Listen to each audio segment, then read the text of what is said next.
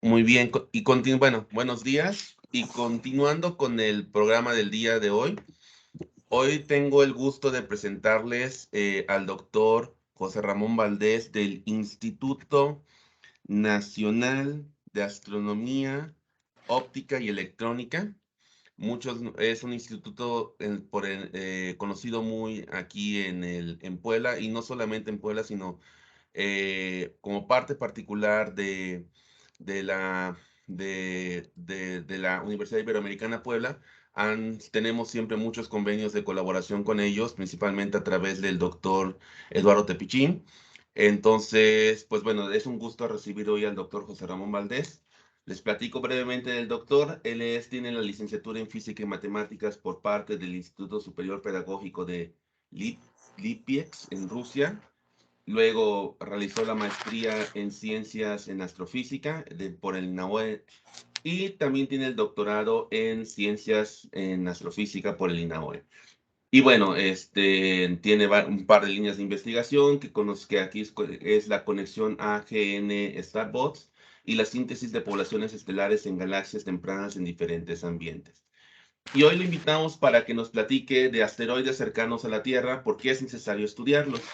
Entonces, sin más preámbulo, pues de nuevo le agradecemos su presencia aquí al doctor. Y bueno, le cedemos los micrófonos. Adelante. Muchas gracias, Manuel. Muchas gracias por la invitación. Nada más por un asunto de tiempo. ¿Cuánto tiempo tengo? Sí, Para... tenemos hasta la una. Ok, perfecto. Sí, a veces podemos unos 10 minutos para preguntas, inquietudes de los chavos, que yo creo que van a tener muchísimas inquietudes. Muy bien. Bueno, entonces, efectivamente, como tú mencionabas, pues yo estoy aquí en la coordinación de astrofísica del INAOE. Eh, mis intereses profesionales, como tú mencionaste, son básicamente el estudio de AGNs, que son núcleos activos de galaxias, y su conexión con los procesos de formación estelar en estas galaxias. Pero en los últimos años hemos creado en el INAOE un grupo que llamamos grupo de planetas menores del sistema solar. Puede parecer muy diferente, ¿no? El asunto de las galaxias a los cuerpos menores del sistema solar, pero básicamente esto nos ha llevado a la creación de este grupo por las cosas que le voy a platicar hoy, ¿no? De la necesidad que tenemos de estudiar eh, cuerpos menores del sistema solar y en particular de lo que conocemos como asteroides cercanos a la Tierra. Entonces aquí tengo una presentación, me comentabas que ya se ve, la voy a poner en modo de reproducción y tú me dices si ya estamos listos. Correcto, se alcanza a ver. Ok, perfecto. Entonces, el título es este, ¿no? Asteroides cercanos a la Tierra, ¿por qué es necesario estudiarlos? Y les voy a platicar un poco de las investigaciones que estamos haciendo en el INAOE, tanto aquí en Tonantzintla como en el observatorio que tenemos en Cananea, en Sonora, para justamente, ¿no? Encontrar cuáles son las propiedades físicas de estos objetos y quiero demostrarle con algunos ejemplos por qué es necesario determinar las propiedades físicas de estos objetos. Bueno, en primer lugar hay que definir qué cosa es un asteroide y en particular un asteroide cercano a la Tierra, ¿no? Como ustedes saben, en el sistema solar, entre las órbitas de Marte y Júpiter, hoy en día sabemos que ahí se debió haber formado otro planeta del tipo terrestre, ¿no? Del tipo rocoso, y sabemos que los planetas en el sistema solar se forman por aglomeraciones, por choques de muy baja velocidad de partículas pequeñas que van creciendo en tamaño y así se forman los planetas, sobre todo los planetas rocosos. Lo que sucede es que el planeta Júpiter, que es el planeta más masivo del sistema solar, ya estaba formado y entonces la gravedad de Júpiter impidió justamente que tuviera lugar este proceso que acabo de explicar. Como resultado, entonces, todo el material que iba a formar parte de este planeta rocoso, pues se quedó ahí en las órbitas, entre las órbitas de Marte y Júpiter, en lo que hoy conocemos como el cinturón principal de asteroides. Entonces, como ustedes ven, pensamos que hay una masa similar a la masa de la Luna ahí en estos cuerpos rocosos pequeños, o más bien diríamos de diferentes tamaños, y pensamos que hay alrededor de 200 asteroides mayores a 100 kilómetros y aproximadamente unos 750,000, casi 3/4 de millón de objetos mayores a 1 kilómetro y muchísimos más pequeños, ¿no? Entonces, ya de por sí el hecho de que tengamos ahí entre las órbitas de Marte y Júpiter material primigenio de la cual se debió haber formado un planeta terrestre en esta región del sistema solar, pues ya es una razón suficiente para estudiar estos objetos, porque nos interesa estudiar justamente cuál era la composición de digamos, del material primigenio que dio lugar a la formación de los planetas, sobre todo los planetas rocosos, y que hoy en día ese material ya no existe en la Tierra, porque la Tierra es un planeta que es geológicamente activo y por lo tanto la propia evolución del planeta Tierra, pues ya no nos permite tener estos materiales primigenios de la formación del sistema solar hace 4.500 millones de años. Entonces, de por sí ya esto es una razón suficiente para que podamos tratar de entender la composición de estos objetos. Ahora, ¿qué es un asteroide cercano a la Tierra? Bueno, como ustedes ven, aquí hay en la imagen que les muestro en la parte inferior derecha de la diapositiva, aquí tenemos un histograma, ¿no?, del número de asteroides que tenemos en función de su distancia al Sol. Una unidad astronómica, aquí la Tierra está en 1, una unidad astronómica es la distancia promedio de la Tierra al Sol, que es de aproximadamente 150 millones de kilómetros. Y ustedes ven ahí efectivamente en este histograma, ¿no?, el número de asteroides que tenemos en función de, de la distancia promedio al Sol. Ustedes ven, sin embargo, que ahí hay algunos huecos, lo que llamamos gaps en inglés, ¿no? Y esos huecos, como ustedes pueden observar, son resonancias orbitales con Júpiter. Es decir, la resonancia orbital 3.1 significa que un asteroide que esté en esta región del cinturón principal, en lo que Júpiter da una vuelta alrededor del Sol, este asteroide da 3 vueltas alrededor del Sol. Existen las resonancias 2.1, 5.2, 7.3 y varias otras, ¿no?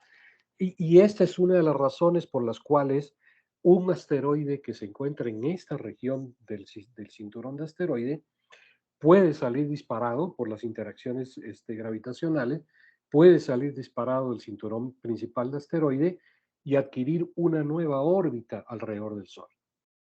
Y esa nueva órbita los puede traer a la región que ocupa justamente la órbita de la Tierra alrededor del Sol. Y entonces estos asteroides se convierten en lo que nosotros llamamos asteroides cercanos a la Tierra, que son aquellos que por definición tienen una distancia perihélica. Recuerden que las órbitas de los objetos alrededor del Sol no son órbitas circulares, son órbitas elípticas. Y entonces el perihelio es el punto más cercano de la órbita de estos objetos al Sol. Aquí en la imagen superior, derecha, ustedes ven la órbita de la Tierra, aquí está señalado en rojo, la órbita de Marte, y la órbita en azul es la órbita típica de un asteroide cercano a la Tierra, que tienen distancias perihélicas menores a 1.3 unidades astronómicas, y entonces si la Tierra está a 1 y ellos pueden estar a 1.3, significa que estos objetos pueden estar tan cerca de la Tierra como 0.3 unidades astronómicas, que son 45 millones de kilómetros o 120 veces la distancia media de la Tierra a la Luna, que son 385,000 kilómetros. Y ustedes dirían, bueno, 45 millones de kilómetros, 120 veces la distancia media de la Tierra a la Luna, son distancias muy grandes. Pero si nos referimos a distancias cósmicas, en realidad estos números son muy pequeños y además estos son valores promedios, lo cual significa que muchos de estos asteroides pueden estar incluso mucho más cerca de la Tierra. Entonces, la órbita en azul es la órbita típica de un asteroide cercano a la Tierra. Como ustedes ven, tienen aproximaciones a la órbita en verde, que es la órbita de la Tierra. Ahora, dentro de los asteroides cercanos a la Tierra, hay un grupo particular, un subgrupo, que son los asteroides potencialmente peligrosos para la Tierra, que ahora pueden estar todavía mucho más cerca. 0.05 unidades astronómicas, ya estamos hablando de 20 veces la distancia media de la Tierra a la Luna. Pero otra vez recuerden que estos son valores promedios. La imagen que ustedes tienen en la parte inferior derecha es una representación de las órbitas de aproximadamente unos 1.700 asteroides que hoy en día sabemos que son asteroides potencialmente peligrosos para la Tierra. Y como ustedes ven, muchas de esas órbitas interceptan la órbita de la Tierra. Entonces, efectivamente aquí tenemos un problema y una de las razones que vamos a platicar más adelante por las cuales es necesario determinar las propiedades físicas de estos asteroides es que efectivamente estos asteroides comparten en algún momento la órbita con nuestro planeta, con el planeta Tierra. Y entonces la comunidad astronómica internacional ha reconocido que en este caso tenemos un problema, ¿no? Porque aquí el problema lo tendremos cuando, además de haber coincidencia espacial, haya coincidencia temporal. Si cuando este asteroide está cruzando la órbita de la Tierra está al otro lado de la órbita, pues no hay ningún problema. Aquí el problema lo tendremos cuando haya además coincidencia temporal. Entonces, en la imagen superior, esta órbita en rojo es la órbita típica de un asteroide potencialmente peligroso para la Tierra. Entonces, con esta imagen no quiero quitarles el sueño, que empiecen a tener pesadillas, pero efectivamente sí reconocemos que existe un problema porque muchos de estos asteroides pueden compartir la órbita con la Tierra. Entonces, la comunidad astronómica internacional se ha abocado, ¿no?, a resolver este problema, y para resolver este problema se ha creado una oficina, que es la Oficina de Planetas Menores. Ahí tienen ustedes la dirección, ¿no? La dirección en internet para que puedan consultar todos los datos que tenemos, donde toda la comunidad astronómica internacional que se dedica al estudio de estos objetos reporta sus observaciones en la Oficina de Planetas Menores. ¿Por qué es necesario hacerlo de esta manera?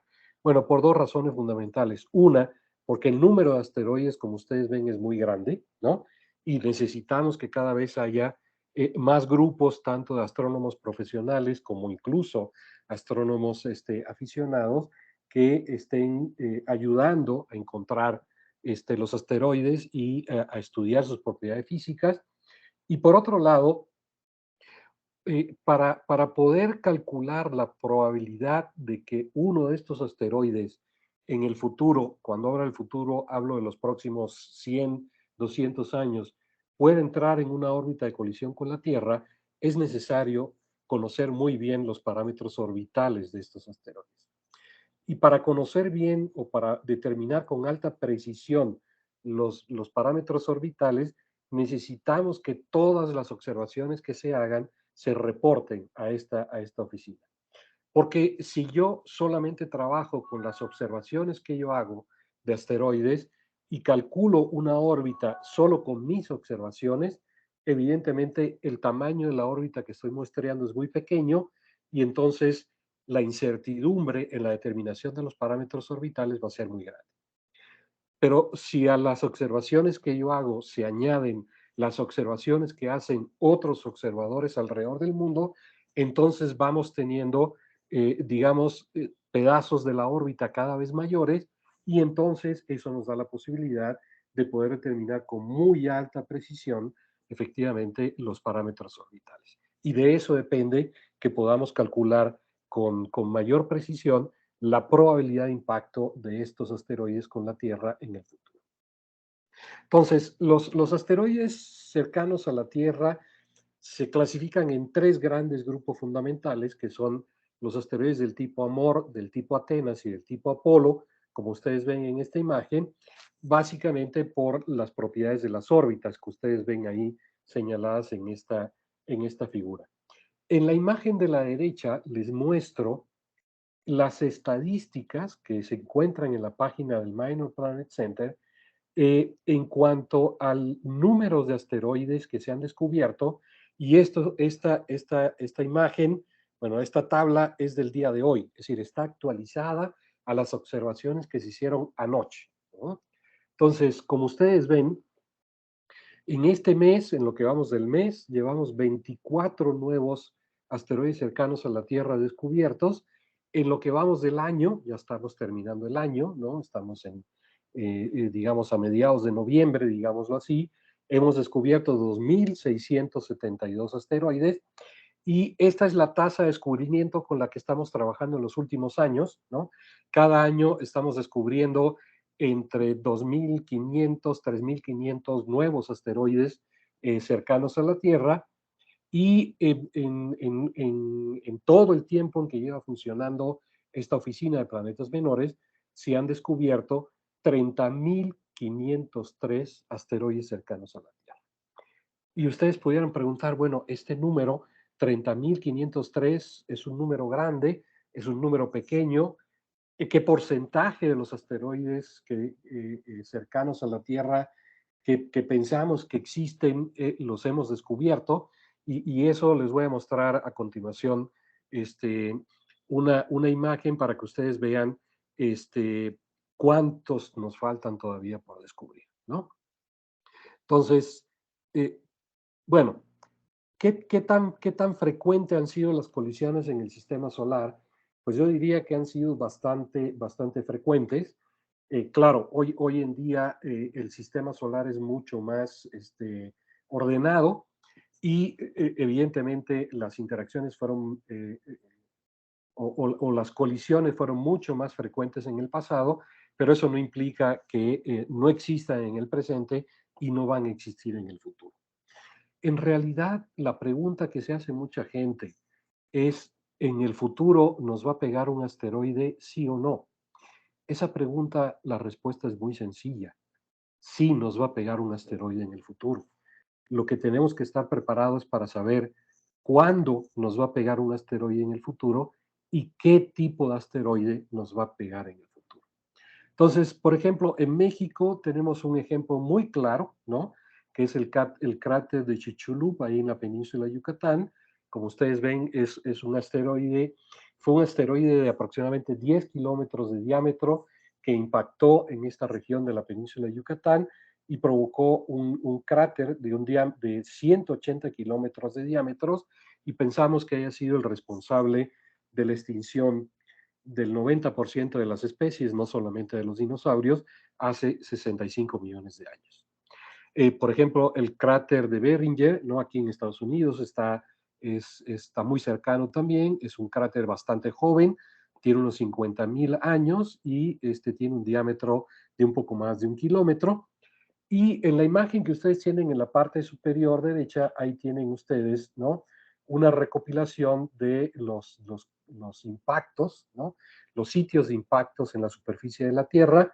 Eh, Debo decirles que esto evidentemente no está completo porque nuestro planeta es un planeta geológicamente activo y sobre todo los cráteres que ya son muy viejos, ¿no? Su huella ya se ha perdido justamente por la erosión y por la actividad en la Tierra, ¿no? Y evidentemente hay regiones donde son muy inhóspitas y por supuesto que ahí habrá cráteres, pero no se han descubierto. Y la Luna es un claro ejemplo, ¿no? De qué tan frecuentes han sido las colisiones de este tipo en el sistema solar en el pasado. Claro que la Luna es un objeto que no tiene atmósfera, ¿no? Y la gran mayoría de todos estos cráteres que ustedes ven ahí son cráteres de impacto. Entonces, desafortunadamente para la Luna, pues no tiene atmósfera, nosotros sí tenemos atmósfera, nos protege hasta cierto tamaño de la entrada de estos objetos, pero la Luna no tiene atmósfera y entonces por eso tiene una gran cantidad de cráteres de impacto en la superficie de la Luna. Ahora, esta es lo que mencioné hace un rato, ¿no? ¿Cómo comparamos estos un poco más de 30.000 asteroides cercanos a la Tierra que conocemos hoy en día con la población en general que pensamos que existe de asteroides cercanos a la Tierra? La población es un análisis estadístico que hemos hecho, ¿no?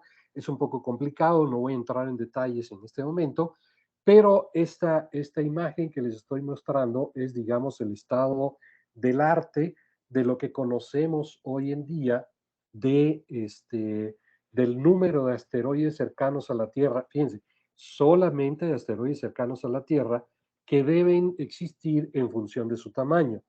Y esa es esta línea roja que ustedes ven en esta imagen, ¿no? Entonces, afortunadamente tenemos muy pocos asteroides muy grandes, ¿no? Y tenemos muchos asteroides muy pequeños y también una cantidad importante de asteroides, digamos, de tamaños medianos, ¿no? Entonces, como ustedes ven, esto es una población acumulativa de varios millones de asteroides cercanos a la Tierra que suponemos que existen. Y de esos millones, solamente conocemos 30.000, un poco más de 30.000 asteroides. Y ahí entonces tenemos el primer problema. El primer gran problema que tenemos es que nos falta por descubrir una población muy grande de asteroides cercanos a la Tierra. Y mientras no los descubramos, evidentemente no podemos calcular sus órbitas y no podemos calcular la probabilidad de impacto. Entonces, el primer problema que tenemos que resolver es encontrar la población faltante de asteroides cercanos a la Tierra. Un poquito más adelante le explico cómo pensamos que lo podemos resolver. Otra cosa importante en esta figura es la curva que le estoy mostrando en azul, que es digamos, el completamiento de la muestra en función de su tamaño. Entonces, si uno pregunta, pues, ¿dónde tenemos el mayor problema? ¿En los asteroides grandes o en los asteroides pequeños? Pues mucha gente diría, bueno, pues en los asteroides grandes, ¿no? Ahora, en realidad los asteroides grandes no representan un gran problema para la Tierra en los próximos 200 años. ¿Por qué nos suscribimos, nos limitamos un poco hasta a 200 años? Porque 200 años sabemos que es un periodo de estabilidad orbital, ¿no? Recuerden que estamos en un sistema solar que es un sistema de N cuerpos, donde cada uno de los cuerpos del sistema solar sufre la acción gravitacional de los restantes N-1 cuerpos del sistema solar. Y entonces, digamos que un promedio o un periodo de unos 200 años es un periodo de estabilidad orbital, ¿no? Entonces, de los asteroides grandes que conocemos hoy en día, que como ustedes ven, si nos vamos a la parte derecha de esta imagen, ¿no? El completamiento de la muestra llega casi al 100%, lo cual significa que de los asteroides grandes, ¿no? Por ejemplo, si nos vamos a asteroides de 2,5 kilómetros de diámetro, el completamiento de la muestra está cerca del 98%. Es decir, ahí nos faltan por descubrir muy pocos asteroides muy grandes, de asteroides cercanos a la Tierra.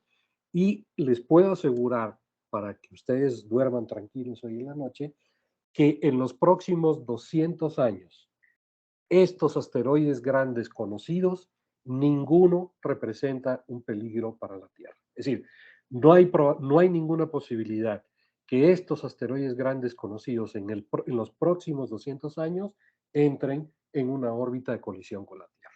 Entonces, por lo menos ese problema podemos estar, digamos, un poco tranquilos. Otra cosa importante, bueno, si ustedes se van a asteroides cada vez más pequeños, ¿no? Van a ver que el completamiento de la muestra cada vez es menor. Y esto tiene que ver con el hecho de que los asteroides no emiten luz propia, solamente reflejan la luz del Sol. Y esto es un problema geométrico. Mientras más grande es un asteroide, más superficie, más área tiene para reflejar la luz del Sol y por lo tanto esos asteroides son muy brillantes. Cada vez que vamos a asteroides más pequeños, pues significa que hay menor área, ¿no? Para reflejar la luz del Sol y esos asteroides van siendo cada vez más débiles. Y aquí el problema es que los sistemas que hoy en día tenemos para buscar los asteroides que nos faltan son, digamos, telescopios de tamaños medianos. Los mayores son de más o menos de 1,20 m y entonces sus diámetros no son suficientes para ver objetos muy débiles. Entonces, ¿cuál es la solución? Pues tener telescopios más grandes dedicados a la búsqueda de estos asteroides pequeños. Otra cosa que es importante y que quiero que presten atención es que esta imagen está sombreada con diferentes colores en función del daño que pueden causar estos asteroides si llegaran a entrar en una órbita de colisión con la Tierra, ¿no? Vean, y es lo que les comentaba hace un rato, los asteroides hasta aproximadamente 25, 30 metros, ¿no? De tamaño, pues no representan ningún peligro para la Tierra porque tenemos la atmósfera. Un asteroide de este tamaño que entra en la atmósfera, por la fricción se calienta y lo más probable es que este asteroide se desintegre en la atmósfera y no llegue a la superficie de la Tierra. Claro que ahí el asunto depende de muchos factores, ¿no? Depende no solamente del tamaño, sino depende también de qué está hecho el asteroide, porque un asteroide metálico probablemente tenga más probabilidades de sobrevivir a la entrada de la atmósfera, por ejemplo, que un asteroide de piedra, ¿no? O también dependiendo del ángulo de entrada, de la velocidad con que entre a la atmósfera. Pero en principio general, decimos que asteroides de hasta 30 metros de tamaño, pues lo más probable es que se desintegren en la atmósfera y no lleguen a la superficie de la Tierra. Son estos bólidos que cada vez son más frecuentes porque cada vez hay más gente con teléfonos celulares que pueden grabar un video de un bólido entrando en la atmósfera. Si nos vamos a tamaños cada vez mayores, pues como ustedes ven, el daño que pueden provocar es cada vez mayor. Un asteroide de hasta 70, 80 metros de diámetro puede acabar con una ciudad completa en la superficie de la Tierra. Un asteroide que sea de unos 300 metros de diámetro puede causar daños a nivel regional. Un asteroide de un poco más de 1,5 kilómetros de diámetro puede causar daños continentales. Y un asteroide mayor a 2 kilómetros de diámetro puede causar daños globales, como es esto que está marcado aquí como el impactador KT en el Cretáceo tardío, es justamente el asteroide que produjo el cráter de Chichuya. Entonces, si ustedes me preguntaran dónde tenemos el mayor problema, yo diría que el mayor problema lo tenemos aquí en los asteroides, digamos, de tamaño medio, ¿no? Entre 100 metros y 1 kilómetro, porque el completamiento de la muestra es muy bajo, vean, es del orden del 30-40%, y un asteroide de este tipo puede provocar daños regionales y daños continentales. Entonces, ¿qué tenemos que hacer? Pues debemos tener cada vez mayor cantidad de gente implicada en la búsqueda de estos asteroides que nos faltan. Entonces, en sentido general, ¿por qué es necesario estudiar estos objetos? Bueno, una razón ya se las mencioné, porque queremos estudiar el material primigenio que dio lugar a la formación de los planetas en el sistema solar, pero hay estas tres razones que son prácticas y que son muy importantes. Una, si descubrimos que uno de estos objetos está en una órbita de colisión con la Tierra, ¿qué podemos hacer?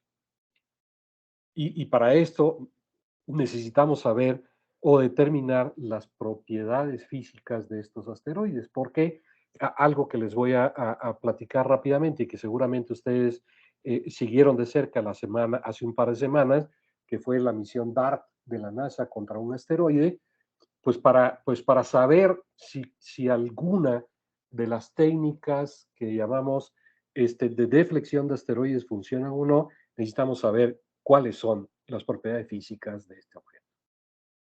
La segunda razón también es muy obvia.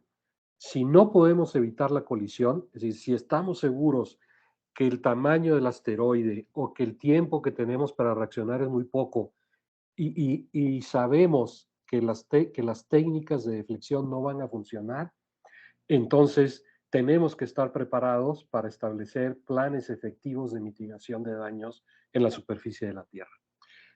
Saber hasta dónde pueden llegar las consecuencias de una colisión depende en gran medida de que podamos determinar tanto las propiedades físicas como las propiedades orbitales de este asteroide. Y algo que también es muy importante y que hoy en día puede parecer todavía un asunto de ciencia ficción, es que el futuro de la minería está en la minería espacial y en particular en la minería de asteroides cercanos a la Tierra. Esto se los voy a mencionar muy rápidamente al final de la plática, pero es algo que cada vez va siendo más realidad. Entonces, ¿cuáles son los parámetros físicos importantes de los asteroides cercanos a la Tierra y cómo se determinan? Bueno, son estos que les muestro acá, están en diferentes colores porque utilizamos diferentes técnicas observacionales para determinarlos, ¿no? Los elementos orbitales y las familias de los asteroides, que básicamente dependen de sus elementos orbitales, se determinan a través de una técnica observacional que se llama astrometría, que es en una imagen medir la posición del asteroide. Luego tenemos una serie de parámetros como son el periodo de rotación, la amplitud, estos son objetos que están en rotación, ¿no? La magnitud absoluta y una cosa que se llama el parámetro de la pendiente de fase, se determinan a partir de otra técnica observacional que es fotometría, es decir, astrometría mide posición, fotometría mide la luz que reflejan estos objetos del Sol. Y entonces, por ejemplo, eso es parte de lo que hacemos aquí en Tonantzintla con la famosa cámara Schmidt de Tonantzintla.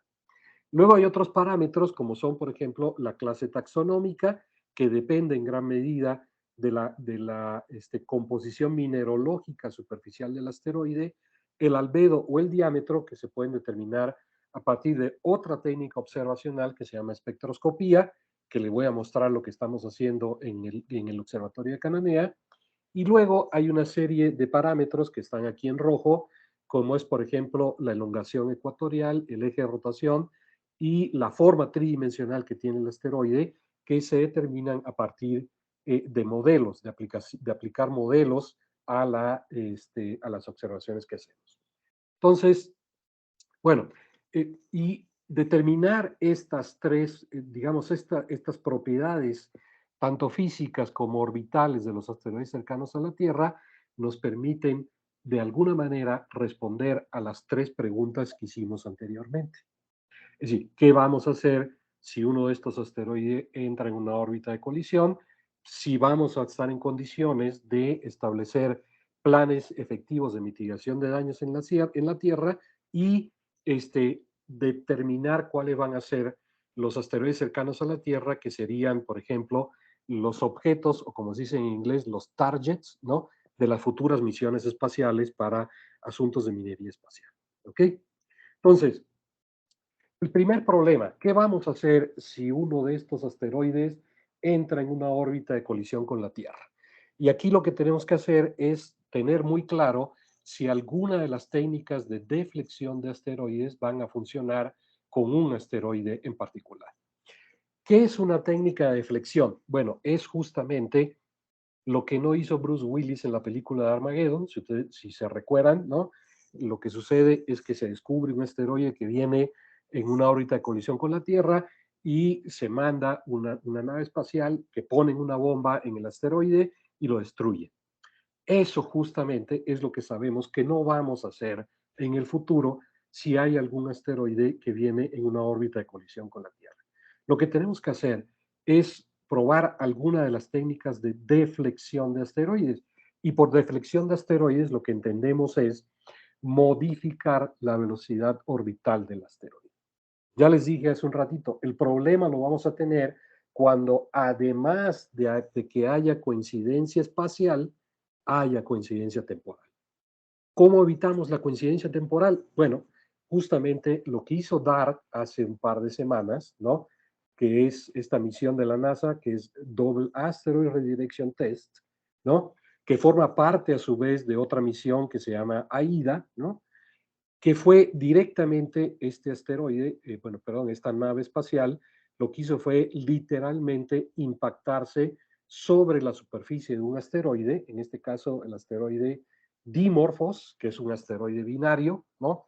Formado por dos asteroides, uno, el asteroide principal, que es de unos 800 metros de diámetro, y el asteroide más pequeño, donde se hizo la prueba, que es un asteroide de 170 metros de diámetro. Literalmente lo que estábamos haciendo es jugando billar en el espacio, ¿no? El impacto cinético, es decir, aquí el impacto fue sin carga explosiva, para que no se destruya el asteroide, pero aquí lo que importa es que esta nave espacial se estaba moviendo a una velocidad de 7,000 metros por segundo en el momento del impacto, y a pesar de ser un cuerpo que tiene una masa pequeña, ¿no? 300 kilogramos, aquí lo que importa es no tanto la masa, sino lo que conocemos como momento de inercia. Es decir, la multiplicación de la masa por la velocidad, ¿no? Y entonces, lo que se pensaba es que en realidad los cálculos que había hecho la NASA era provocar una variación de velocidad del orden de 0.0043 metros por segundo. Y a ustedes les puede parecer que este valor es muy pequeño, pero si este valor se acumula, ¿no? Durante un tiempo, digamos, considerable, 6 meses, un año, pues entonces el resultado que estamos obteniendo es que evitamos la coincidencia temporal, ¿no? Efectivamente, DART se impactó contra el asteroide en la dirección opuesta a la velocidad orbital, entonces lo que hizo fue literalmente frenar el asteroide. ¿Por qué se hizo en un asteroide binario? Bueno, porque en el asteroide binario es muy fácil de detectar los cambios orbitales. Si a este asteroide usted le disminuye su velocidad, pues entonces las leyes de la dinámica orbital nos dicen que la órbita debe hacerse más cerrada. Y eso es lo que les voy a mostrar que se pudo medir ya con telescopios, con observaciones hechas desde la Tierra, ¿no? Si el impacto hubiera sido en la dirección del movimiento orbital, pues entonces lo que se hace es acelerar el asteroide. Si lo aceleramos, entonces la órbita debió haberse hecho más grande, ¿no? Entonces, esta es la primera prueba que se ha hecho para tener una idea si alguna de las técnicas de deflexión que hoy en día están disponibles puede funcionar en el futuro si uno de estos asteroides entra en una órbita de colisión con la Tierra, ¿no?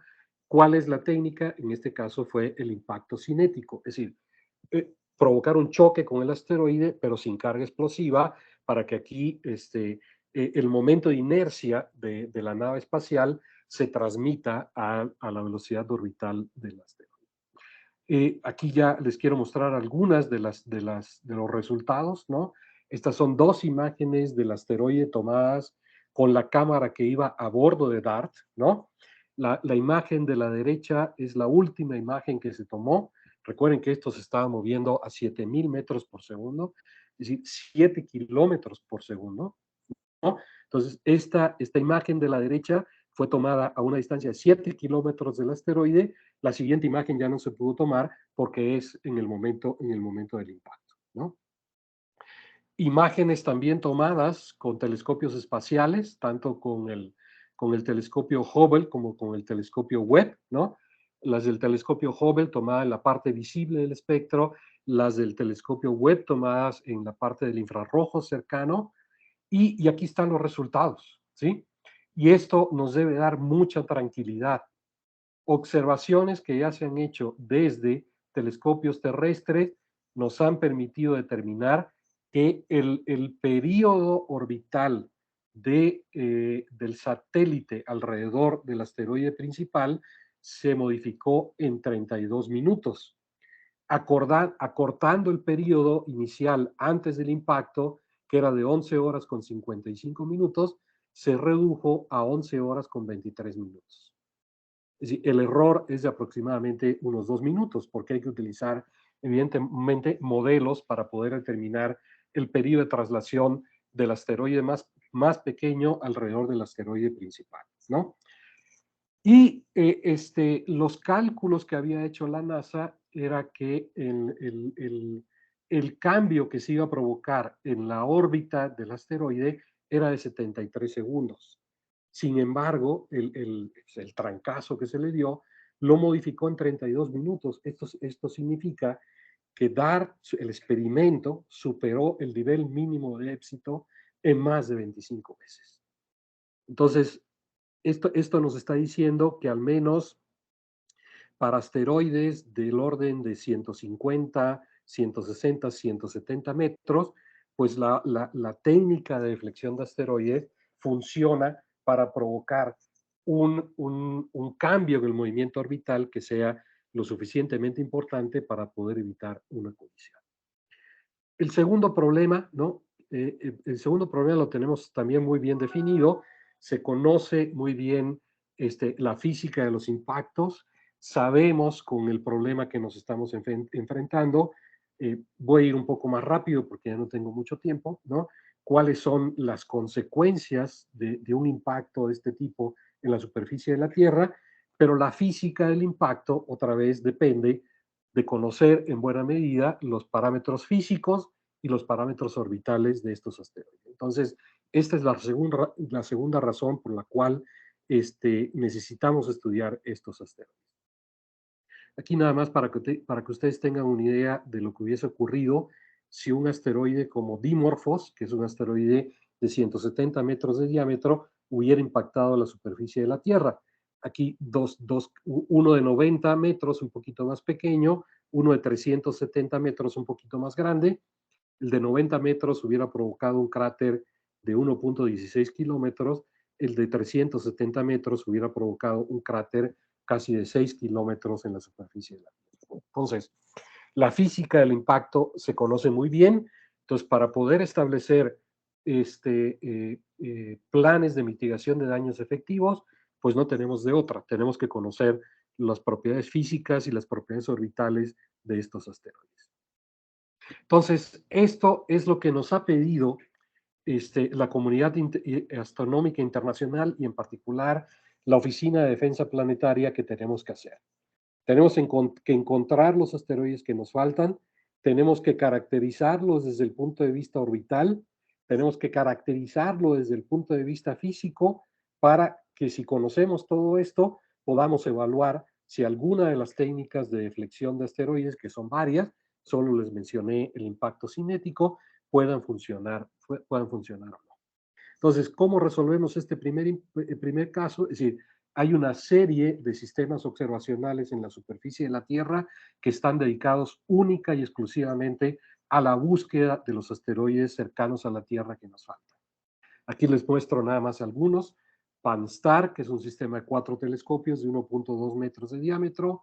El Linear Catalina Sky Survey, por cierto, es una cámara Schmidt muy parecida a la que tenemos aquí en Tonantzintla.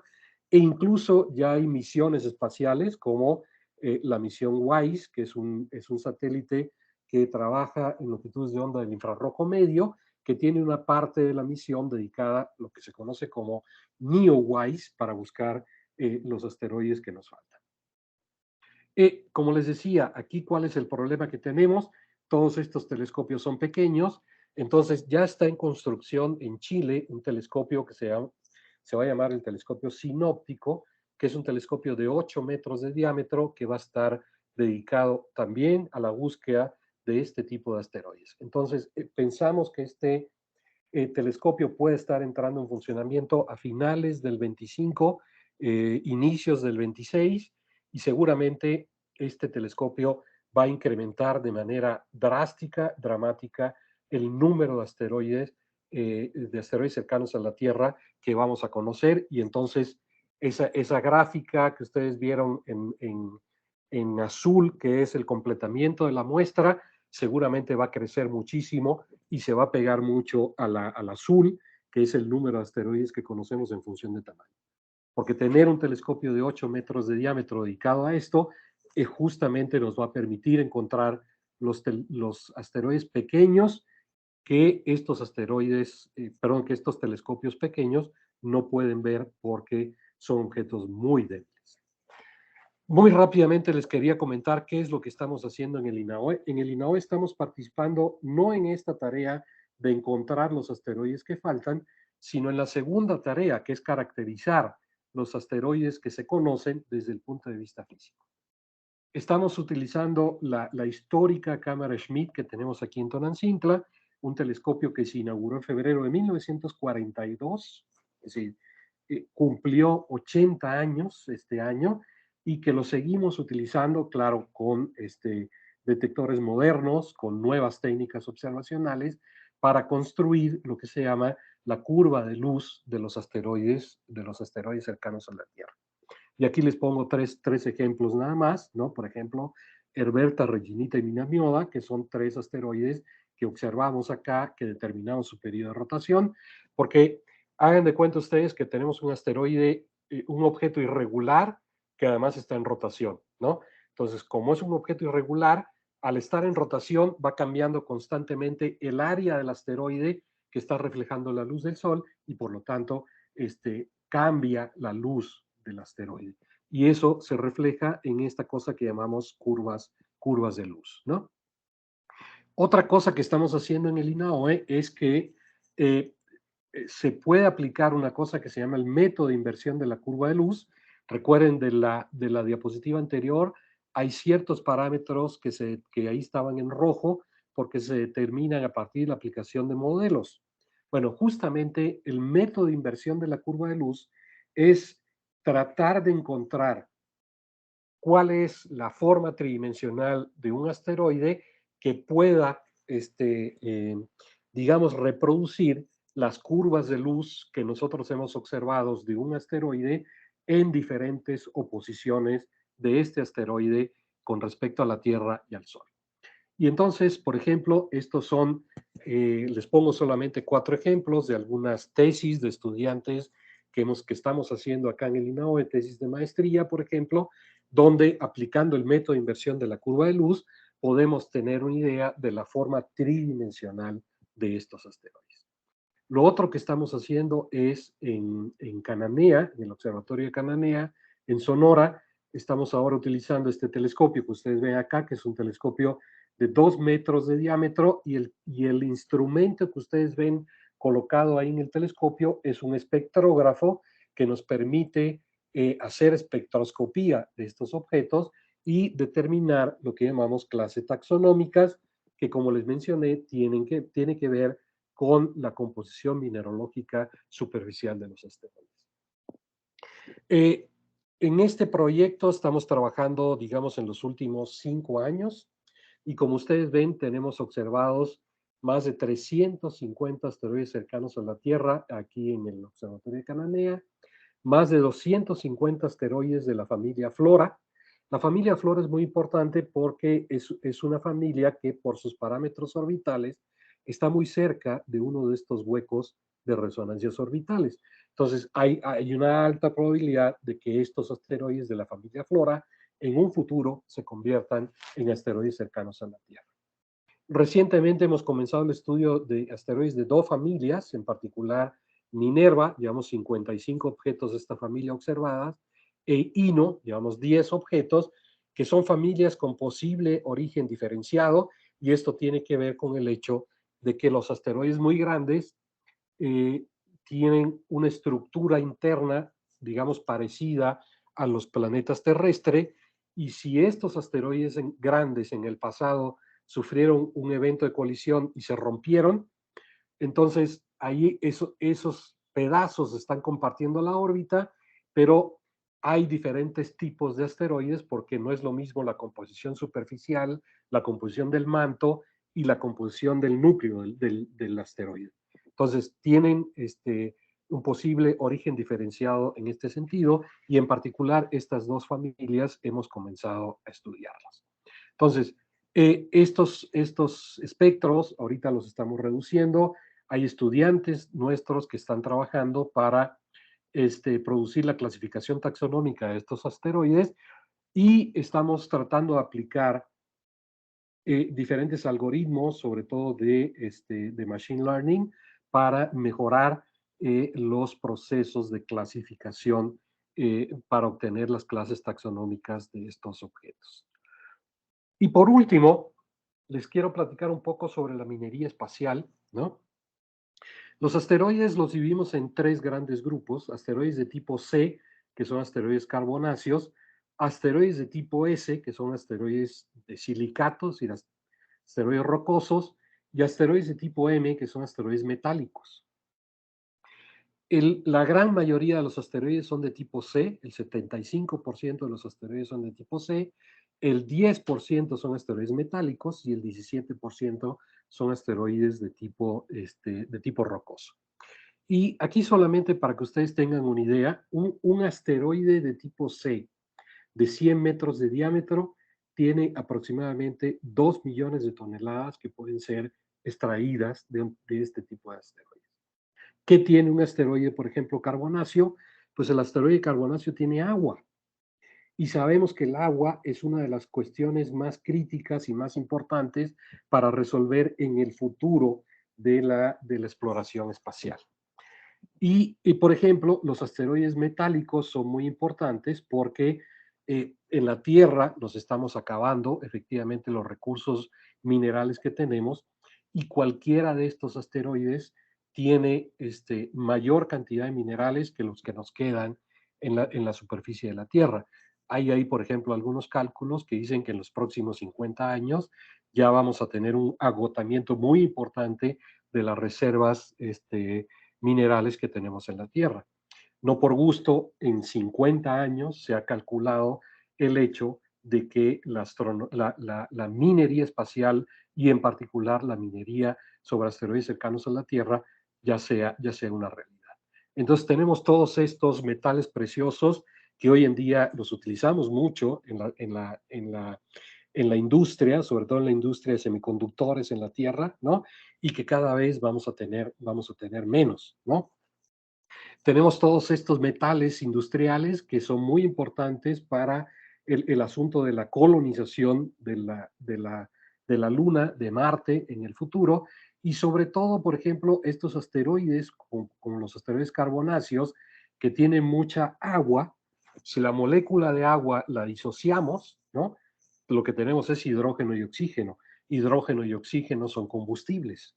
Entonces, en un futuro podemos extender la exploración planetaria si no necesitamos llevar tanto combustible y podemos reabastecernos en el camino a partir de estos asteroides carbonáceos. Ahora, es importante saber entonces a qué asteroide tenemos que ir para resolver los diferentes problemas que nos plantea la minería espacial. Entonces, aquí otra vez estamos en el mismo caso.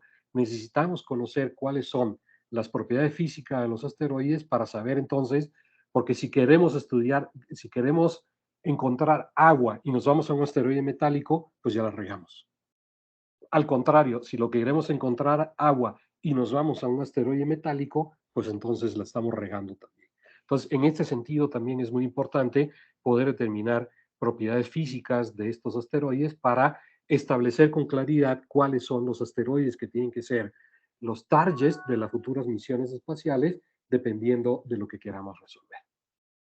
Bueno, ya para terminar, estos son los problemas que tenemos todavía que resolver en el caso de la minería espacial, es decir, establecer una clara demanda económica, lo cual es muy claro, ¿sí? Cualquiera de estos asteroides tiene más recursos que los que nos pueden quedar en la Tierra. Hay que establecer cuál es la composición mineralógica de los asteroides.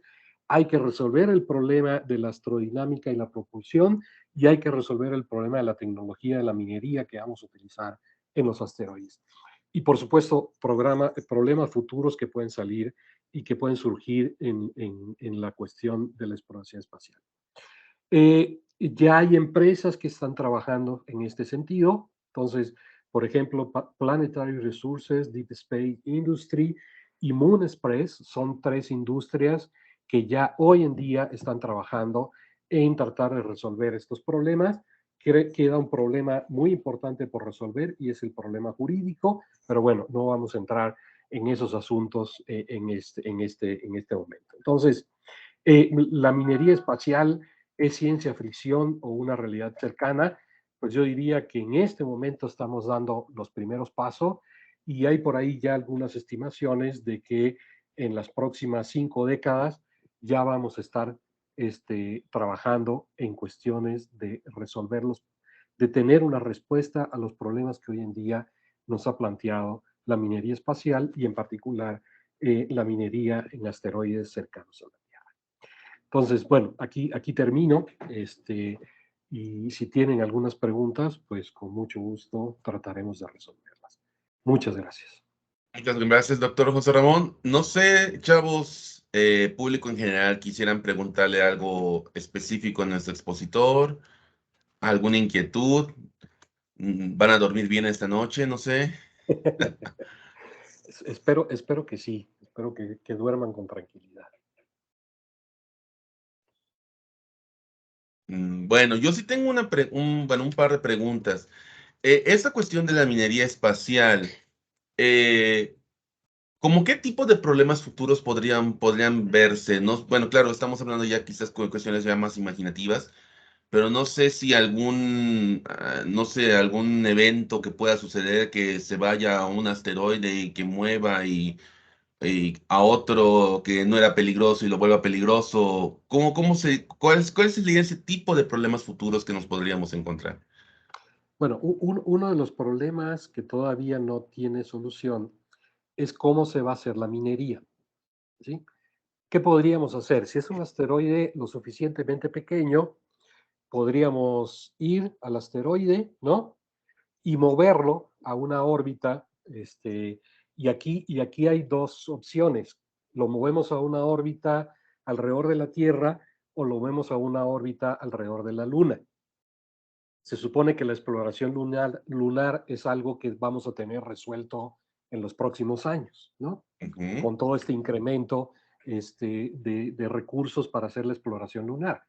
Entonces, yo diría que lo más lógico es que lo trajéramos a una órbita alrededor de la Luna. Esperemos, esperemos no equivocarnos. Digo, el hecho del gran éxito que tuvo la misión DART, mucha gente todavía puede no dimensionar claramente lo que significó desde el punto de vista de exploración espacial y desde el punto de vista tecnológico, que DART, que es una nave espacial de 1 metro cúbico, ¿sí? Es del tamaño de una lavadora que todos tenemos en el patio de la casa, ¿sí? Le haya pegado, es decir, con 1 metro le pegamos a un objeto que tenía 170 metros de tamaño, tampoco es muy grande, ¿no? Si estamos hablando de escalas de tamaño cósmico, ¿no? A una distancia de 11 millones de kilómetros, y el error, es decir, le apuntamos al centro del asteroide, ¿no? Y el error fue de 17 metros. Quiero que dimensionemos esto, ¿sí? Con un objeto de 1 metro le pegamos a otro de 170 metros a 11 millones de kilómetros y el error fue de 17 metros, Ujú. ¿sí?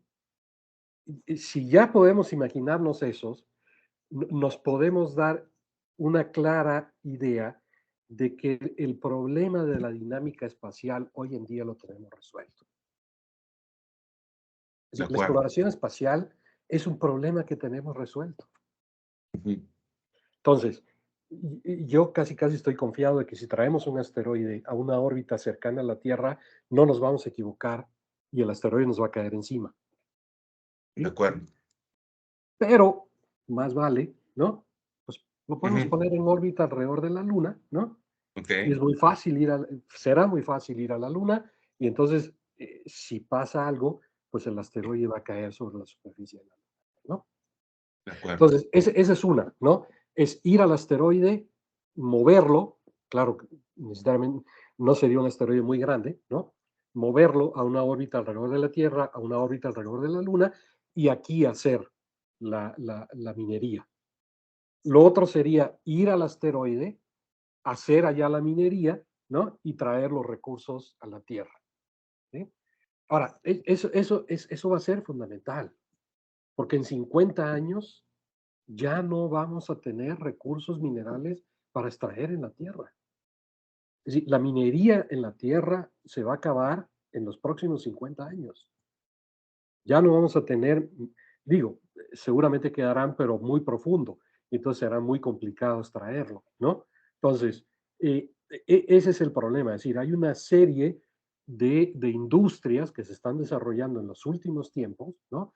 Y que en los próximos 50 años ya no van a tener materia prima para funcionar.